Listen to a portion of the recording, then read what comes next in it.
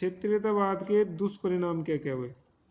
क्षेत्रीयतावाद की भावना जनजीवन को जड़ पकड़ने के कारण आज हमारे देश अनेक क्षेत्रों में बंट गया है और प्रत्येक क्षेत्र के लोग दूसरों पर अपनी श्रेष्ठता को प्रमाणित करने का बेड़ा उठा चुके हैं। क्षेत्रीयतावाद के दुष्परिणाम निम्न प्रकार हैं। विभिन्न क्षेत्रों के बीच संघर्ष और तनाव। संकीर्ण क्षेत्रवाद का जो प्रथम दुष्परिणाम हमें भारत में देखने को मिलता है वह यह है कि इसके कारण विभिन्न क्षेत्रों के बीच आर्थिक, राजनीतिक, यहाँ तक कि मनोवैज्ञानिक संघर्ष और तनाव दिन प्रतिदिन बढ़ता जा रहा है। इसका कारण है कि प्रत्येक क्षेत्र अपने स्वार्थों और हितों को सर्वोच्च स्थान दे बैठता है और उसे ये चिंता नहीं होती कि उससे दूसरे क्षेत्रों को कितना नुकसान होगा। राज्य तथा केंद्रीय सरकारों के बीच संबंधों का विकृत होना।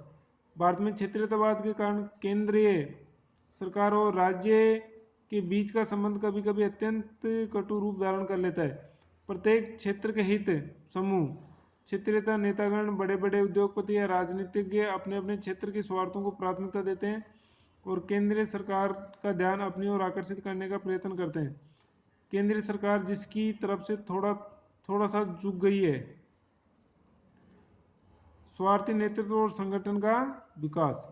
क्षेत्रीयतावाद का एक और दुष्परिणाम यह होता है कि इसके फलस्वरूप अलग अलग क्षेत्र में इस प्रकार के नेतृत्व और संगठनों का विकास हो जाता है जो कि जनता की भावना को उभार कर अपने संकीर्ण स्वार्थों की पूर्ति करना चाहते हैं। इस प्रकार के नेताओं और संगठनों को न तो क्षेत्रीय हितों न ही राष्ट्रीय हितों को का तनिक भी ख्याल रहता है। उसका समस्त ख्याल तो अपनी लोकप्रियता को बढ़ाकर अपने स्वार्थों को सिद्ध करने पर केंद्रित हो जाता है।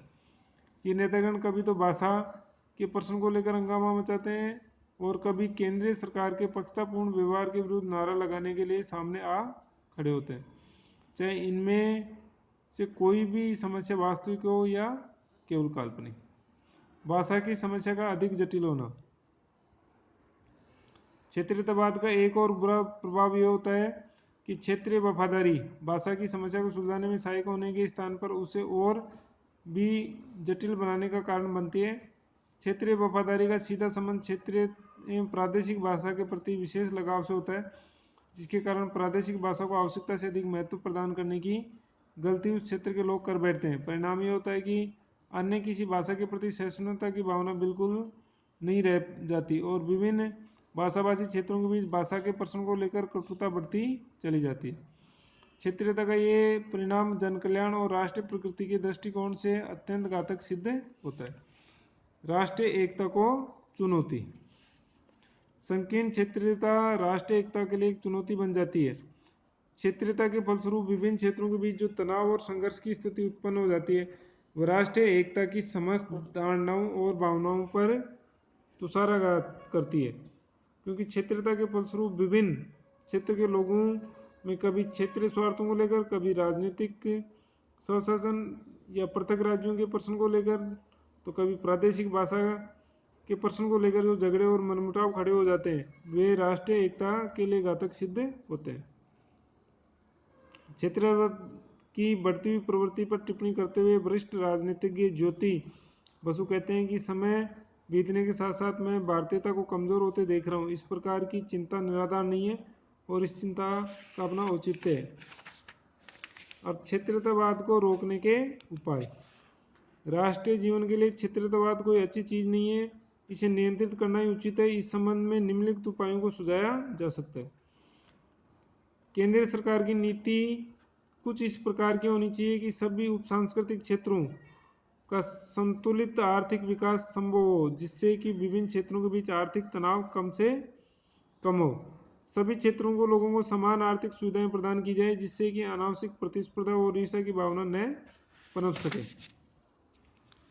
भाषा संबंधी झगड़ों का हल शीघ्र ही ढूंढ लिया जाए। इस संबंध में सबसे उचित हल यह है कि सभी क्षेत्रीय भाषाओं को समान मान्यता प्रदान की जाए।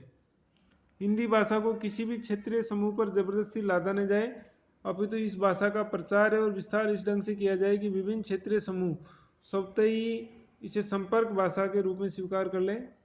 प्रचार के विभिन्न साधनों के माध्यम से विभिन्न क्षेत्रों के सांस्कृतिक लक्षणों के विषय में लोगों के सामान्य ज्ञान को बढ़ाया जाए, जिससे कि एक क्षेत्र के लोग दूसरे क्षेत्र के प्रति अधिक सहनशीलता की भावना को अपना सकें। केंद्रीय मंत्रिमंडल में सभी क्षेत्रों के नेताओं का संतुलित प्रतिनिधित्व हो, जिससे कि क्षेत्रीय पक्षतापूर्ण नीतियों का खंडन हो सके। केंद्र सरकार के इरादों पर किसी को संदेह न रहे। जहाँ तक संभव है व्यवहारिक हो, उपसांस्कृतिक क्षेत्रों की उचित आकांक्षाओं की पूर्ति की जाए, यदि उनका कोई बुरा प्रभाव राष्ट्रीय जीवन और संगठन पर न पड़ता हो। केंद्र सरकार तथा राज्य सरकारों के बीच पारस्परिक संबंधों को अधिकाधिक सौहार्दपूर्ण बनाने के लिए दोनों ही पक्षों को इस प्रकार की नीति और आचार संहिता को अपनाना चाहिए कि पारस्परिक विश्वास टूट न जाए और ऐसे अवसर कभी न आए उन्हें एक दूसरे पर कीचड़ उछालने की आवश्यकता हो। संकीर्ण मनोभाव वाले स्वार्थी नेतागण इस प्रकार के अवसरों की राह ताकते रहते हैं और मौका मिलते ही क्षेत्रीयता की भावना को भड़काने का प्रयत्न करते हैं। राज्य सरकारों, विशेषकर केंद्र सरकार के द्वारा क्षेत्रीय नेताओं को इस प्रकार का मौका कभी नहीं दिया जाना चाहिए। जरूरत इस बात की है कि क्षेत्रीयता की तुलना में भारतीयता के भाव को